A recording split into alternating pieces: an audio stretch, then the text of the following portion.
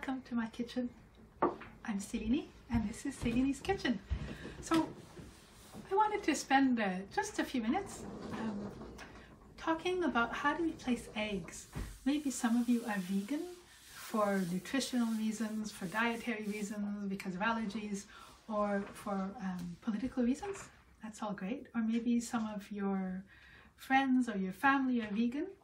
And so obviously, I mean, when you're cooking all sorts of things, you don't need eggs. But one place where eggs are perhaps a bit more complicated to replace are in baking.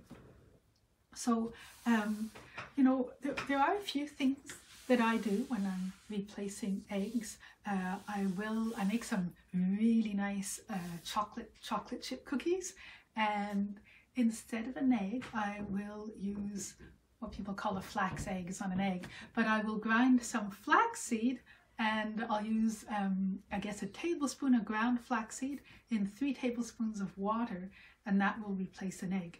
Now, you know, ground flax seed has quite an earthy flavor, which is perfect in chocolate chips. Maybe not so nice in a white cake or in pancakes. So, you know, if you wanted to replace eggs in a pancake, you can use maybe a 1/4 cup of applesauce. You could also use half a banana and mash it up. Or, you know, obviously pancakes and banana, that's great. Maybe you don't want whatever you're making to taste like bananas, so you might use applesauce. Applesauce will actually add a bit of moisture as well, which is quite nice. Eggs, when you're baking with it, act as something to leaven it, to make it rise. They also act as something to bind, and they also act to give moisture. So applesauce will act as a binder and to replace moisture. The egg, the flax seeds will act as a binder, maybe a bit of moisture. You could also use about a 1/4 cup of silken tofu. Now, silken tofu is that tofu that you buy. It's already all soft and floppy. So, you know, I don't know if you ever made your own tofu. When you make tofu, you can let it rest with a weight on it and press a little bit, you know, or when you just made it, it's silken tofu. Then when you rest in a cloth with a weight on it, some of the water will dribble out, and you can get semi-moist tofu, and then you can leave it like overnight with a weight on it, with a plate and a weight on it, and it'll push a lot of the moisture out, and then you get very dry and crumbly tofu. So you'll want to use the silken tofu, about a 1/4 cup. Now, when I've made cornbread using silken tofu instead of an egg, it actually was quite dense. So I would suggest, if you're going to use it for cornbread or for maybe for cakes, I would suggest to augment the leavener by a wee bit. So let's say you're putting a teaspoon of baking powder. If you're using silken tofu as an egg or applesauce, I would add perhaps a 1/2 teaspoon to sort of make it a bit lighter. Now, all this is kind of experimental. You can find some very good vegan cookbooks that will give you all sorts of ideas and stuff. If you're starting from your own recipes, then I would say experiment. Now, if you're like me, you're replacing the egg, you're also replacing the wheat flour or the gluten-full flour with gluten-free flour, and you're replacing the milk or the buttermilk with a milk substitute, then you're doing a lot of substitutions. You're kind of out like into a different stratosphere, and experiment, you know. Like I said, when I made the first few times I made the cornbread, it was kind of dense, but it was still quite edible. It was really nice with chili. And then when I augmented I added a wee bit more of baking soda in this case, it made it a bit lighter, you know. So you have to try, you have to, you know, just have a go and see what works. Now, one woman who's made amazing vegan gluten-free cakes that are light and tasty and fluffy, I forget her name, but I'll pull up the book.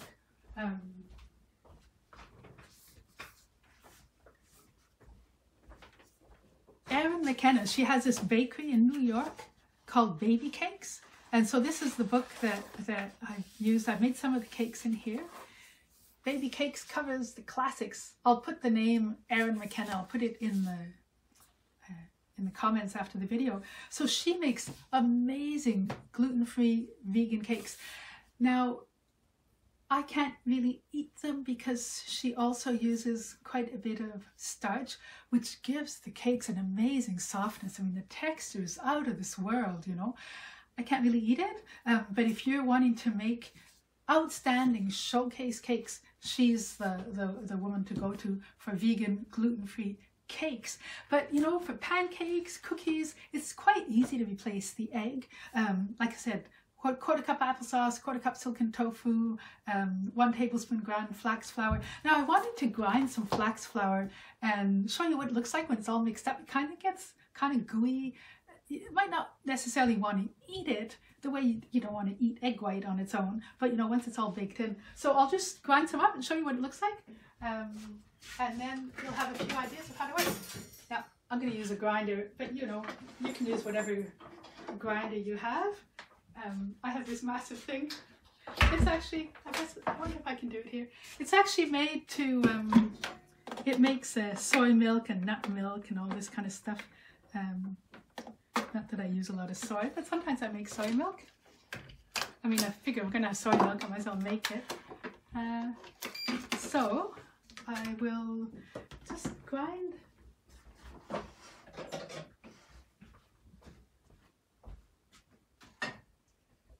some flax seeds. Flax seeds are really good for you, eh? These are nutrition powerhouses. I think I might have said that in another video, but there was some king in France, I don't know, Louis XIV or whatever, I don't know. They all, I'm not very good at history, who actually ordered all his subjects to eat flaxseed every day because it is really good for you. And of course, you know, that was maybe the beginning of public health, you know.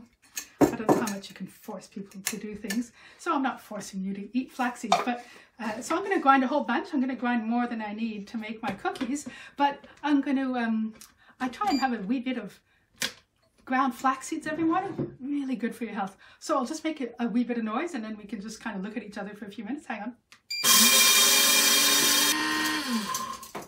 Ah, perfect timing. So I'm going to take a tablespoon and I'll mix it with a bit of water, and then just at the end of the video I'll show you what it looks like because it will thicken up. It's kind of cool. I like all that science stuff, you know. I loved chemistry class, eh? All that stuff. So there's a tablespoon, and like I said, I will keep this for later. I'll just put this out of the way.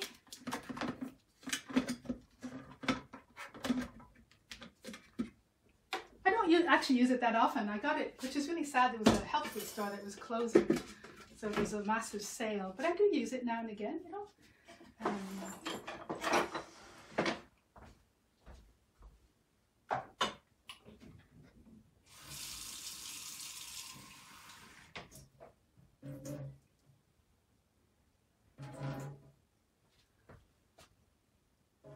Isn't that a sign of getting older, eh? Well, you have to look over our glasses to see close. I always laugh because some of my girlfriends do it as well. I'm thinking, oh, we're all the same age. So I'm going to mix the water and the ground flaxseed, and as you can see, it's, you know, it's ground. It's kind of not super powdery, but it's nicely ground. I'm going to mix that up. So if you were going to make cookies, or something, and you know, you wanted to replace it with a flaxseed egg, you would do this. This is what it looks like all ground. You would do this at the very beginning. So you let it sit for a bit while you're mixing up all your other flours and stuff. So mix it up there. There. Now, if you were going to use, I mentioned you can use applesauce. I would use, and I've used it, unsweetened applesauce. And Erin McKenna, when she replaces eggs with applesauce in her cakes, the reason why you want to use unsweetened applesauce is because, you know, cakes have a perfect balance. I mean, a good recipe will have a perfect balance between sweetness. You don't want something that's too sweet, cloyingly sweet, you know, kind of, ew. And if you're using sweetened applesauce, and then you're adding the traditional, or, you know, the amount of sugar that the recipe asks for, you might end up with a cake that's too sweet. And you can say, how can a cake be too sweet? I don't like super sweet cakes and cookies. I like to taste the chocolate or the spices or the vanilla or whatever, and too sweet, all you taste is sweetness. So, you know, I would use unsweetened applesauce. I'm trying to think, there's also something called ener-g egg replacer. You can buy it in health food stores.